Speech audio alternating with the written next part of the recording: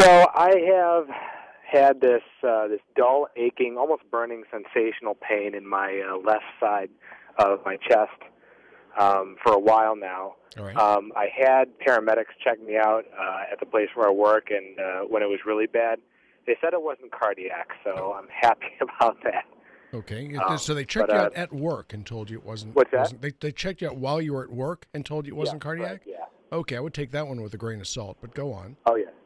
All right. Now, okay, so for okay. Yeah. So for the last 2 weeks or so, okay, the burning pain, has it gotten any worse or has it changed in nature? Not really. It's generally made worse by taking a deep breath or doing outdoor physical activities. All right. Does it hurt at all or feel funny when you brush up against the skin? When I do what, I'm sorry? When you kind of run your fingers over the skin.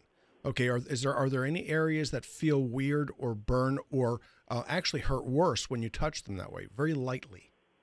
Not really lightly. The center of the sternum is sort of tender to the touch. Okay, that's easy then. Okay, yeah. What I was just making sure was that you didn't have shingles. Okay, shingles can present like this. You don't have to have a rash to have shingles. They call it anecthetic shingles. Basically, it's shingles without a rash. Okay, it doesn't happen often, but it can happen. And the way that you usually know that it did happen is because you end up with these areas of deep pigmentation where the rash should have been. Okay, but what's far more common is something called Tietze syndrome. That's spelled Tietze. It's a German surgeon, and it's monoarticular arthropathy of the chest wall. Okay, the most common place to get is the second rib. Okay, can follow influenza a month or two after the flu. This happens, or just from coughing hard, leaning hard, or just sometimes you're just unlucky. But it's an arthritis of the chest wall. This is actually kind of a cool problem because it'll lead people to believe they have cardiac issues, but it's really musculoskeletal.